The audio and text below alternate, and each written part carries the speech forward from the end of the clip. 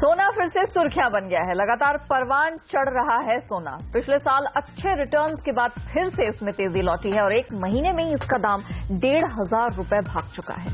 पिछले 3 महीने में तकरीबन 10% की बढ़त आई है सोने में। सोने का दाम में अच्छी खासी हम देख रहे हैं लगातार तेजी बनती चली जा रही है। सीरिया के बाद उत्तर कोरिया को लेकर पनपे ग्लोबल टेंशन से बढ़ी है सोने में सेफ हेवन डिमांड। लिहाजा दिसंबर में 26,850 रुपए के भाव में बिकने वाला सोना आज 30,000 रुपए के पास आ गया है।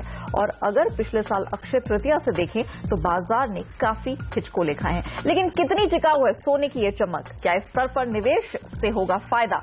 और अगर कोई पैसा लगा रखा है तो क्या करे ऐसे निवेशक? क्या है ज्वेलर्स का नजरिया और सोने की मौजूदा चाल को कैसे देख रहे हैं बाजार के एक्सपर्ट्स? ये सब हम जानेंगे आज।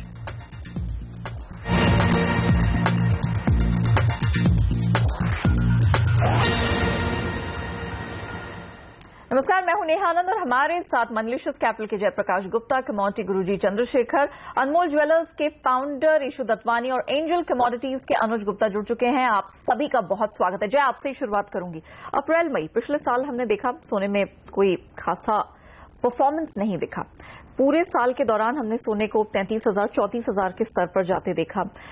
इस साल की अगर बात करें तो दिसंबर से अब तक 10% का भाव बढ़ गया है। इतनी ज्यादा उठापटक एक साल में क्यों, कैसे? देखिए, सबसे बड़ा वजह आज के दिन में है जियोपॉलिटिकल टेंशन। क्योंकि जिस हिसाब से आप देखिए, जो सेफ हेवन अपील है जो एकदम ही कम हो गया था ट्रंप के इलेक्शन जीतने के बाद, ये नॉर्थ कोरिया और सीरिया की जो खबरें हैं ये आज के दिन में यहाँ पे एक उछाल का रीजन बन चुकी हैं। लेकिन मुझे लगता है ये जियोपॉलिटिकल टेंशन एक शॉर्ट लिव्ड है। जो मेजर कंसर्न वो है फ्रांस का इलेक्शन, क्योंकि जो अब लीड कर रही हैं वहाँ पे, जो 23 को इलेक्शन है, अगर वो अपॉइंट होती हैं तो यहाँ पे एक और सेटबैक होगा, ब्रेक्जिट, ट्रंप का जीत, और उसके बाद अगर फ्रांस में कुछ इस तरह से चेंज ऑफ सत्ता आप कह सकते हैं अगर हो तो, क्योंकि वहां भी एक बहुत ही नैरोड व्यू है और सिर्फ वो फ्रांस के बारे में चाहते हैं। तो मुझे लगता है फिर से वो एक व्यू है जो कंट्री स्पेसिफिक हो जाएगा और जिसके कारण हो सकता है पूरा यूरोजोन का कैलकुलेशन बदल जाए, कि हो सकता है यहाँ पे फिर से अब फ्रांस एक नेक्स्ट कंट्री हो जाए जो चाहे कि यूरोजोन से बाहर निकले और अपनी नेशनल करेंसी पे अगर एस्टैब्लिश करे तो ये एक बहुत बड़ा फाइनेंशियल टर्मोइल होगा और जिसके कारण हो सकता है गोल्ड में और यहाँ पे तेजी बनती हुई दिख सकती है। अगर वैसा नहीं होता है तो मुझे लगता है जियो पॉलिटिकल रीजन बहुत ही शॉर्ट लिव्ड है और प्राइसेस हायर लेवल्स पे नहीं टिक सकते हैं। यानी कि उठापटक जो हमने पिछले 1 साल में देखी है वो आगे भी जारी रह सकती है। काफी इफ्स एंड बट्स हैं। चलिए, ये तो हमने समझ लिया कि किस वजह से हाल फिलहाल की तेजी आई है। लेकिन क्योंकि सोने का सबसे बड़ा कंज्यूमर हिस्टोरिकली भारत रहा है, यहाँ पर बड़ी तगड़ी हमने फिजिकल डिमांड हिस्टोरिकली देखी है। इसके गणित को समझने के लिए हम ज्वेलरी बाजार का अक्सर रेफरेंस लेते हैं। ईशू दत्वानी हमारे साथ जुड़े हुए हैं जो ज्वेलरी मार्केट का हमें हाल बता सके। ईशू, आपसे समझना चाहेंगे मौजूदा समय में डिमांड कैसी है? क्योंकि पिछले साल हमने देखा था, चाहे अक्षय तृतीया ले लीजिए, दिवाली, धनतेरस ले लीजिए, कोई बहुत ज्यादा हमने हलचल नहीं देखी थी। अब बढ़ती कीमतों में आपको डिमांड कैसी दिख रही है, गिवन द फैक्ट कि अब अक्षय तृतीया भी है काफी करीब? In fact last year 3 road blocks थे ज्वेलरी इंडस्ट्री के लिए। तो शुरुआत हुई एक्साइज स्ट्राइक से, जो 2 महीने की स्ट्राइक चली। और उसके बाद फिर गवर्नमेंट आईडीएस स्कीम ले आई, तो काफी लोग अपने उलझे हुए थे उसको सॉर्ट करने। और फिर नोटबंदी तो सबको पता है जी।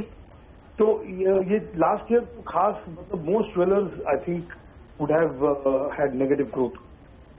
लेकिन अभी आपको क्या लग रहा है कि अभी क्या पूरा रास्ता साफ हो गया? क्योंकि अभी भी तो कैश ट्रांजैक्शंस को अगर आप ले तो आप 2 लाख से ऊपर कैश ट्रांजैक्शंस खरीदारी पे कर नहीं सकते हैं। कैश पर खासतौर से ज्वेलरी सेक्टर पर सरकार की पैनी नजर बनी हुई है। क्या ऐसे माहौल में भी डिमांड आ रही है या आगे आएगी? डिमांड आ रही है और लोग आस्ते आस्ते समझ रहे हैं कि अगर काम करना है तो ऑफिशियली करेंगे तो ही काम होगा। तो वो और प्रोसेस चेंज हो रहा है, डेफिनेटली हो रहा है।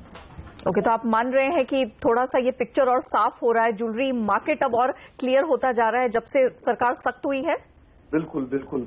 और आगे चल के और भी ये मतलब हम भी खुद खुश होंगे कि सब स्ट्रीमलाइन हो जाए, और कैश का हमको ट्रांजैक्शन भी नहीं करना पड़े और उसको लेके जाना लेके आना, मतलब सब काम आसान हो जाएगा।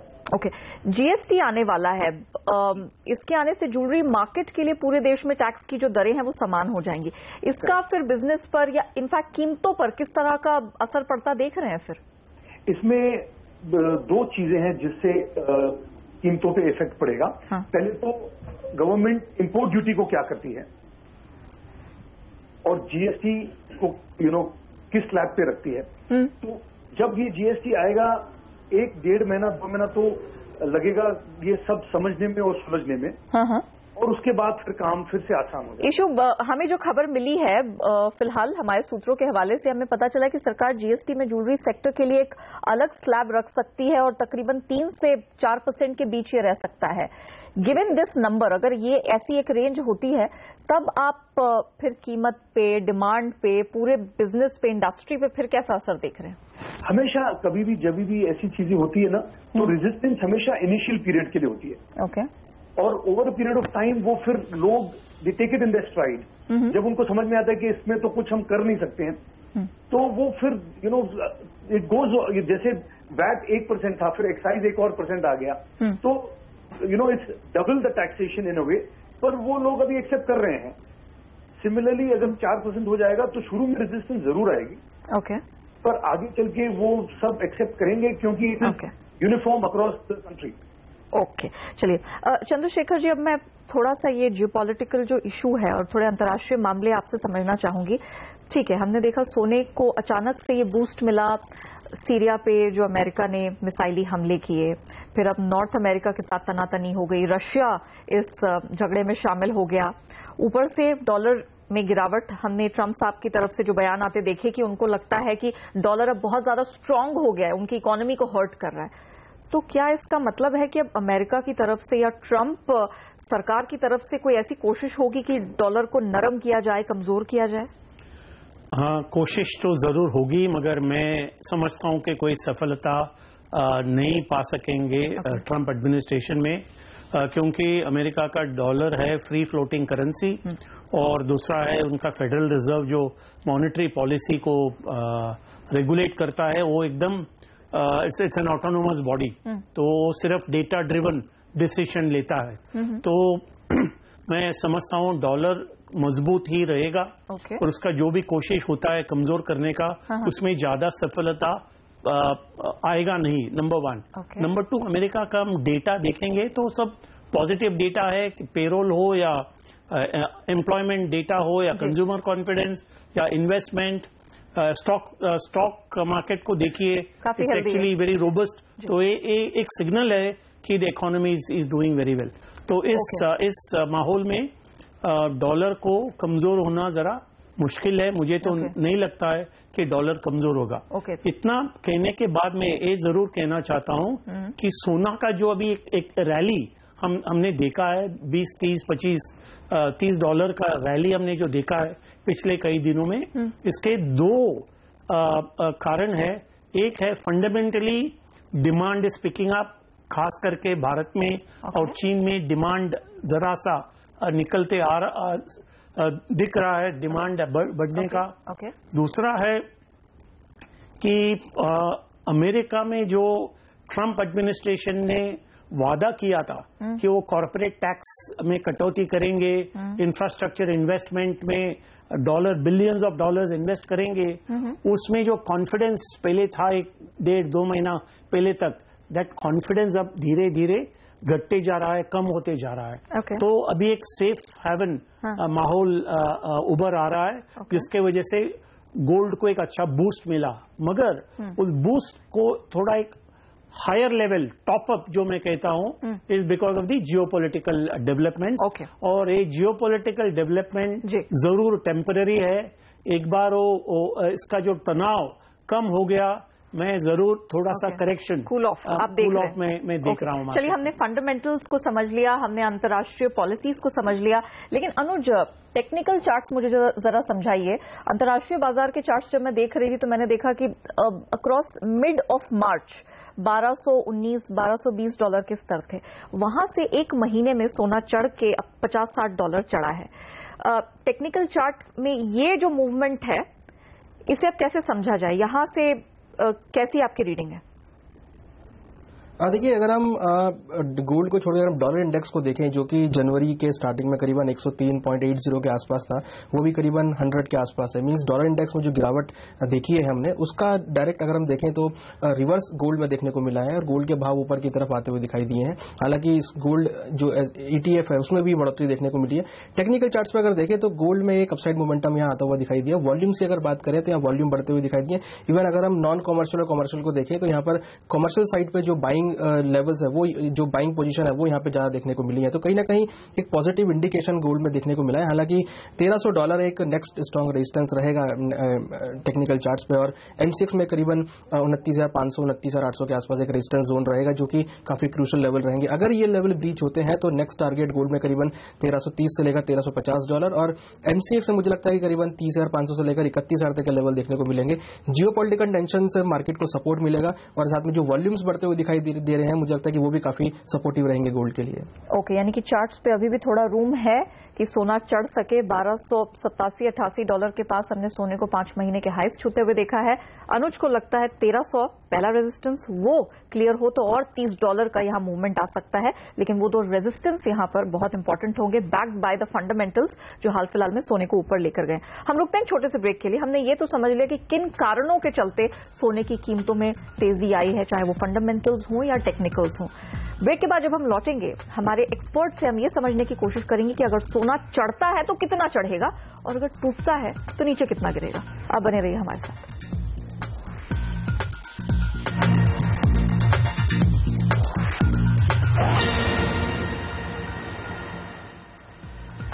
Welcome back. हमारी खास चर्चा में आपका एक बार फिर से स्वागत है। इशू, आपसे मैं समझना चाहूंगी, अब अक्षय तृतीया आने को है, अब यहां से आप सोने को और महंगा होता देख रहे हैं या अक्षय तृतीया के पास कुछ कीमतें हल्की होंगी? मेरे ख्याल से तो अभी और स्ट्रांग होंगी कीमतें, और उसका कारण एक तो ये है कि इंटरनेशनली मुझे लगता है ये जो 1280 1290 देख रहे हैं, मुझे 1350 तक दिख रहा है। और मेरा ये भी मानना है कि रुपी जो है वो भी, ऑल्दो एवरीबडी सीम्स टू से कि रुपी विल गेट स्ट्रॉन्गर, मुझे लगता है रुपी भी डिप्रिशिएट जरूर होगा आगे। तो that will be double value. Okay, Chandrashekhar ji, मैं रुपए को लेकर आपसे समझना चाहूंगी। इशू ने खैर यहाँ पर थोड़े, आप कह सकते हैं कि लाइन से अलग हटके बात की है। वो यहाँ पर अक्षय तृतीया तक $1350 की बात कर रहे हैं और साथ में रुपए में कमजोरी की बात कर रहे हैं। मैं समझना चाह रही थी, ज्यादातर एक्सपर्ट्स मान रहे हैं कि अब 62 और 63 के लेवल रुपए में या डॉलर के मुकाबले देखने को मिल सकते हैं। अगर ऐसा होता है, फिर हमारे मार्केट में, भारत में, फिर सोने की कीमतें कहाँ जाएंगी? हाँ, जरूर हमारा रुपया मजबूत होगा तो उसका फायदा जरूर हमें मिलना चाहिए, मगर रुपया कितना मजबूत होगा इस आजकल का लेवल से, और गोल्ड कितना महंगा होगा विश्व बाजार में, दो factors, there 2 factors are at play. तो मैं समझता हूं कि जियोपॉलिटिकल टेंशन और भी बढ़ गया तो गोल्ड 1300 क्रॉस करके $1320-1325 प्रति आउंस तक जाने का संभावना अच्छा है। लेकिन फिर हमारे मार्केट में रुपये को देखते हुए वो क्या लेवल्स होंगे? और जब हम 1325 चला गया और हमारा रुपया मजबूत हो गया, समझो it comes down to 62 63, therefore neutralise हो जाएगा। जितना भी हम विश्व बाजार में भाव बढ़ता है, it will be neutralise by the gain in the rupee, by the strength of the rupee. Therefore शायद ₹500 का फर्क पड़ेगा ऊपर इन द प्राइसेस। ओके, जय, मैं आपसे टेक लेना चाहूंगी। 5 महीने के हाईस पर तो अभी ग्लोबल मार्केट्स में है सोना। यहां से 1 से 2 महीने का टारगेट आपका क्या है, ऊपर या नीचे? देखिए, अगर 1 से 2 महीने की बात करें तो डेफिनेटली मुझे लगता है भाव पीक आउट होकर यहाँ से करेक्शन जरूर देगा, क्योंकि जो जियोपॉलिटिकल टेंशंस की जो अभी जो चर्चा है ये मुझे लगता है शॉर्ट लिव्ड है, क्योंकि और टेंशंस एस्केलेट होने के चांसेस बहुत कम है। और इसके अलावा देखें तो कोई और फंडामेंटल रीजंस यहाँ नहीं है जो भाव को इस लेवल पे भाव टिक सकता है। तो रेंज आप क्या देख रहे हैं? मैं ऑन ए हायर साइड $1320 और नीचे अगर देखें तो $1220। ओके, और घरेलू बाजार में फिर ये $100 की काफी बड़ी रेंज है घरेलू बाजार में। मुझे घरेलू मार्केट में अगर देखें तो 30,000 के ऊपर नहीं नजर आ रहा है भाव। अगर ये अगर 1320 भी होता है तो चांसेस ज्यादा है रुपये अप्रिशिएट होने के। तो 30,000 के पास मुझे लगता है एक रेजिस्टेंस है। तो अगले 1 से 2 महीने में इसी रेंज के इर्द गिर्द घूमता दिखेगा। राइट, मुझे 28,500 से 30,000 का एक रेंज नजर आ रहा है। अनुज, आपका एक टेक लेना चाहूंगी। अगले 1 से 2 महीने की बात करें, रुपए की चाल को सामने रखते हुए क्या रेंज आप देख रहे हैं घरेलू बाजार में सोने की? देखिए, रुपीज मुझे लगता है कि 64 के आसपास, अभी 64.30 के आसपास चल रहा है। 64 एक महत्वपूर्ण सपोर्ट रहेगा। मुझे लगता है कि अगर वो ब्रीच होता है तो नेक्स्ट टारगेट 63 से लेकर 62 तक दिखने को मिल सकता है। तो उसके अगर हम इवेल्युएट करें डोमेस्टिक मार्केट में भाव, तो हो सकता है कि भाव 30,500 के आसपास तक आके रुके, क्योंकि अगर गोल्ड का भाव हम जैसा मान रहे हैं $1320-1330 मान रहे हैं, तो अगर हम कैलकुलेट करते हैं तो करीबन 30,500 के आसपास के भाव मुझे लगता है कि डोमेस्टिक मार्केट में देखने को मिल सकते हैं। ऑलराइट, चलिए इसी नोट पर हम रुकते एक छोटे से ब्रेक के लिए। ब्रेक के बाद जब लौटेंगे हमारे एक्सपर्ट से समझेंगे कि वो क्या रणनीति हो सकती है जिसे आप अपनाकर अच्छा खासा मुनाफा सोने में कमा सकते हैं, घर ले जा सकते हैं। रुकते एक छोटे से ब्रेक के लिए, जल्द लौटे।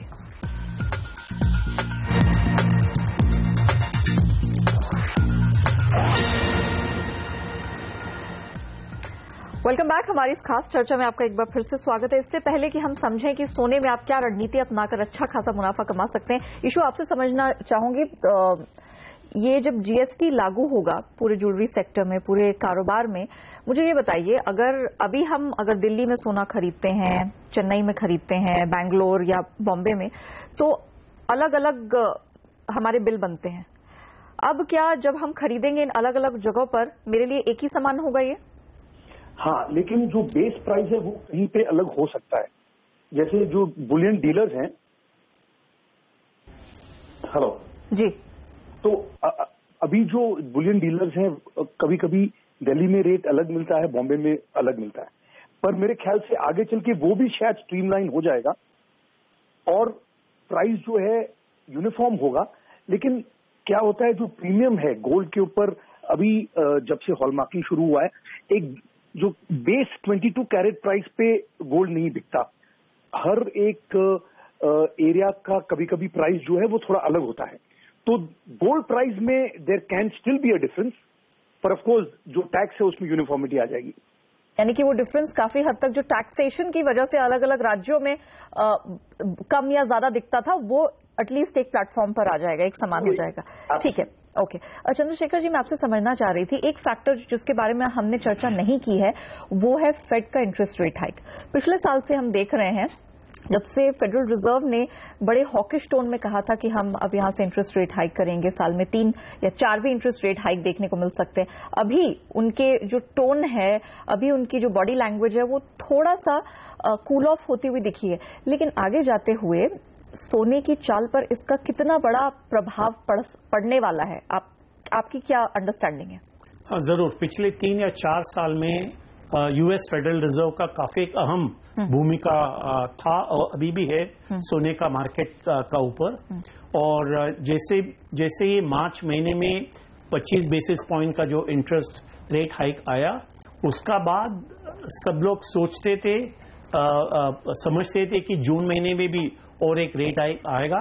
मगर अब लेटेस्ट खबर ऐसा है कि शायद जून में रेट हाइक नहीं आएगा, और सितंबर में हो सकता है, depending on flow of positive macro economic data. यानी कि आगे जाकर के 4-6 महीने तक इंटरेस्ट रेट हाइक नहीं होगा, तो लिक्विडिटी इतना जारी रहेगा मार्केट में। तो this is also supporting gold prices. तो मैं समझता हूं जैसे हम सितंबर की ओर जाते हैं, तभी डिपेंडिंग ऑन डेटा सोना का ऊपर एक दबाव आएगा। मगर तब तक ये दबाव कम दबाव होगा सोना का ऊपर, because of the federal fades outlook. Okay जय, अब मैं आपसे समझना चाहूंगी, पोजिशनल ट्रेड के लिहाज से, निवेश के लिहाज से, अब सोने में क्या रणनीति अपनाई जा सकती है? देखिए, दो चीजें हैं। अगर कोई ट्रेडिंग पॉइंट ऑफ व्यू से देखना चाह रहा है तो मौजूदा लेवल पे एंट्री करना थोड़ा सा रिस्की है। ठीक है, जो अपने पोजीशंस को कैरी कर रहे हैं वो कंटिन्यू रखें, क्योंकि जियोपॉलिटिकल न्यूज कब क्या रोक लेगा किसी को नहीं पता है। तो अपने एक प्रॉपर स्टॉप लॉस के साथ, मेरे ख्याल से 29,100 के स्ट्रिक्ट स्टॉप लॉस के साथ अपने पोजीशंस पे बने रहें। फ्रेश शॉर्ट की सलाह मैं नहीं दूंगा अनलेस यहाँ पे कुछ कंफर्मेशन आए। निवेश के लिए मुझे लगता नहीं है कि ये सही समय है, क्योंकि रुपये में अप्रिसिएशन है और अनसर्टेन है इंटरनेशनल माहौल, तो निवेश से बचें। ओके, क्विकली अनुज मुझे बताइए 10 सेकंड में सोने में क्या रणनीति हो, खरीदने की, बेचने की? देखिए, गोल्ड में बाइंग की स्ट्रेटेजी रहेगी। जो भी बाइंग साइड में या जो बाइंग करना चाहते हैं उनके लिए MCX में स्टॉप लॉस 27,800 का रहेगा, टारगेट 30,500 का रहेगा। कॉमेक्स में स्टॉप लॉस 1,220 का रहेगा और टारगेट करीबन $1,350 तक। Alright, that was very quick and crisp. चलिए, इसी के साथ समय यहीं पर समाप्त होता है। शुक्रिया आप सभी का, चंद्रशेखर जी, अनुज, ईशु और जय, आप सबका शुक्रिया कि आप हमारे साथ जुड़े और हमारे दर्शकों को एक दिशा दी कि सोने में आगे वो किस तरह से कमाई कर पाएंगे। तो फिलहाल वक्त हुआ आपसे इजाजत लेने का, लेकिन आप बने रहिए, देखते रहिए CNBC आवाज। नमस्कार।